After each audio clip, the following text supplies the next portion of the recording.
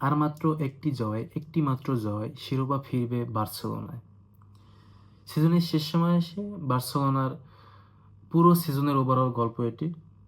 Barcelona officially লা লিগা title জেতার জন্য আর মাত্র 2টি পয়েন্ট প্রয়োজন। বার্সেলোনার হাতে বাকি আছে 3টে ম্যাচ থেকে যদি বার্সেলোনা 2 পয়েন্ট গেইন করতে পারে তাহলে বার্সেলোনা অফিসিয়ালি লা লিগা টাইটেল জিতে যাবে। সো বার্সেলোনা নেক্সট ম্যাচ স্পানিওলের সাথে, স্পানিওলের ঘরের মাঠে। যদি স্পানিওলের সাথে বার্সেলোনা জিতে যায় তাহলে বার্সেলোনা 2টা ম্যাচ হাতে রেখেই লা লিগা টাইটেল জিতবে আর কি। বার্সেলোনার জন্য লা লিগায় জব ডান। সো নতুন একটা টিম, নতুন স্পিড, হানসি ফ্লিক। সিজনের শুরুতে যখন হানসি ফ্লিক বার্সেলোনা কোচ হয়েছিল তখন অ্যাজ এ বার্সা ফ্যান কোনোই হোপ ছিল না যে এই সিজনে বার্সা কীরকম করবে, যে কতদূর যাবে বার্সেলোনা। মানে কেউ কারোই ছিল না যে বার্সেলোনা এত ভালো খেলবে আর কি।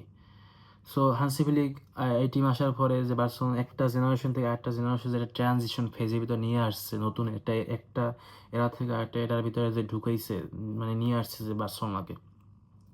সো এটা একটা বিশাল বিষয় বার্সেলোনার জন্য। সো বার্সেলোনা যে এই সিজনে ডোমেস্টিক ট্রাভেল জিততে চলছে আর কি, বা যদি স্পেনের সাথে জিতে বা নেক্সট 3 ম্যাচের মধ্যে যদি 2টা পয়েন্ট গেইন করতে পারে তাহলে বার্সেলোনা ডোমেস্টিক ট্রাভেল জিতে যাবে। আই মিন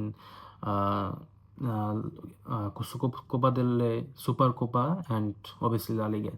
যদি স্পেনের সাথে জিতে বা নেক্সট 3 ম্যাচের মধ্যে যদি 2টা পয়েন্ট গেইন করতে পারে তাহলে জব ডান আর কি।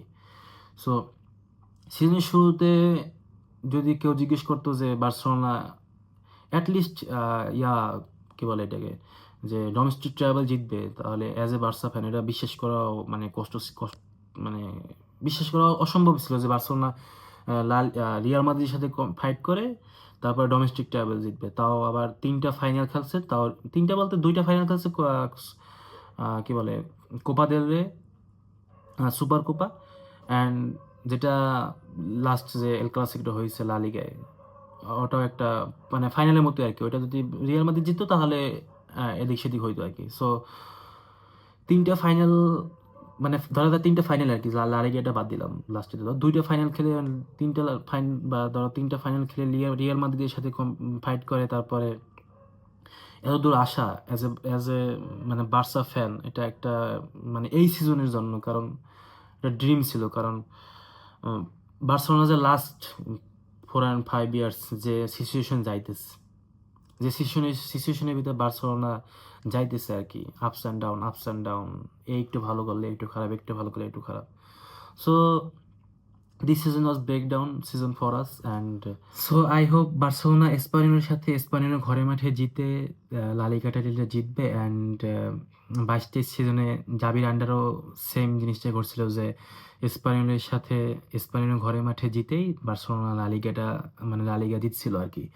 So I hope Barcelona same জিনিসটাই পুনরাবৃত্তি ঘটাবে। অ্যান্ড যদি স্পেনের ঘরে মাঠে খেলার কথা বলা হয় তাহলে একটা মোমেন্টের কথা মনে পড়ে যে 22-23 সিজনে যখন জাভি আন্ডারে লা লিগা টাইটেলটা জিতছিল বার্সেলোনা, তখন বার্সেলোনা ম্যাচটা জেতার পরে মানে শিরোপা উদযাপন জন্য একটা সার্কেল করে, মাঠের ভিতরে একটা সার্কেল করে উদযাপন করতেছিল আর কি। ওই মুহূর্তে স্পানিওলের কিছু ফ্যান বার্সেলোনার প্লেয়ার অ্যান্ড স্টাফ যারা উদযাপন করতেছিল তাদের উপর অ্যাটাক করার জন্য মাঠে নেমে পড়ছিল and something like that. So I hope যে বার্সেলোনা স্পেনের সাথে জিতবে অ্যান্ড জিতে লা লিগা টাইটেলটা জিতবে অ্যান্ড উদযাপন করবে মাঠের ভিতরে, বাট আগের মতো অ্যাটাক না হোক বা এরকম আর কি, যদিও একটা derby match. So overall that's it এই সিজনে। এর থেকে আর কি বলবো, আর মানে এর থেকে আর বেশি কিছু আশা করা যায় না। So at least domestic travel, Real মাদ্রিদের সাথে ফাইট করে, যেখানে রিয়াল মাদ্রিদের front four Bellingham, Rodrygo, Vini, Mbappe, oh my god, তাদের সাথে ফাইট করে অ্যান্ড ওদের যেটা বললাম আর কি, যে 3টা ফাইনাল আর কি, 3টা ফাইনাল খেলে ওদের সাথে ফাইট করে অ্যান্ড দেন ডোমেস্টিক ট্রাভেল যেটা অনেকটা এই বার্সেলোনার এই সিচুয়েশনের মানে বিগত যে সিচুয়েশনগুলো ছিল, বার্সেলোনার যে প্রবলেমগুলো ছিল, এই প্রবলেমের ভিতরে একটা huge achievement for this running season. So I think that's it. So visca Barca, visca Catalonia.